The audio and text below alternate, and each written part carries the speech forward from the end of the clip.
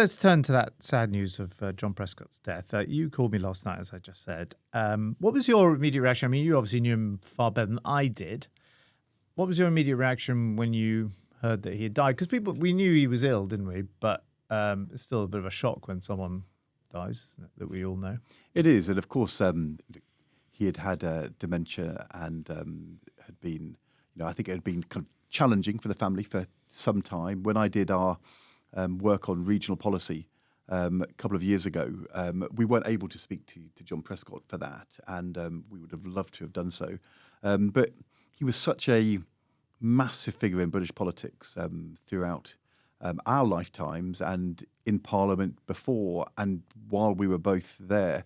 And it's always a moment where you think about an individual and their impact upon politics and the country, and but you also, it makes you think back and reflect upon things you were part of, times that that you saw. He was, I mean, there'll be absolutely tons of tributes, about his campaigning brilliance, the glue between Blair and Brown, his humour.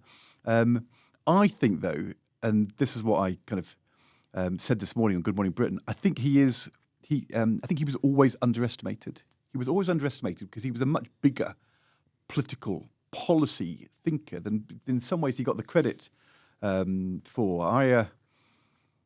Back in the beginning of 1994, before Tony Blair had become leader of the Labour Party, I was on an aeroplane out to Geneva with John Smith, the then Labour leader, who passed away just a couple of months later, and his aide, David Ward. And we were going out to a meeting of the Socialist International in Geneva.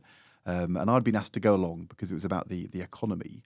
And there were the three of us. John Smith was railing at David Ward when we got on the plane. And he said to me, "Have you seen this?"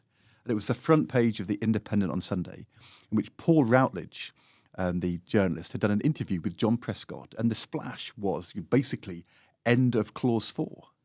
And this was John Prescott saying, the phrase traditional values in a modern setting means changing the way in which we do things. And these days we need partnerships between the private and the public sector to transform our infrastructure and turn our economy round. John Prescott was talking essentially about ending Clause 4 before Tony Blair was even the leader of the Labour Party. He was a moderniser as much as Gordon Brown and Tony Blair in that policy and political transition. But he'd also been crucial to John Smith in helping him get those reforms on one member, one vote. It's interesting because he actually starts off life as a pretty radical trade union agitator. And Harold Wilson famously denounces him when Harold Wilson was leader of the Labour Party as one of these politically motivated young men who was causing him trouble. And then he goes from being that radical to essentially the sort of definition, to my mind. I mean, I was opposite him in the House of Commons and, observed him rather than knew him particularly well, although he was always very friendly to me privately. But, he became the definition, to my mind anyway, of the sort of establishment of the Labour Party.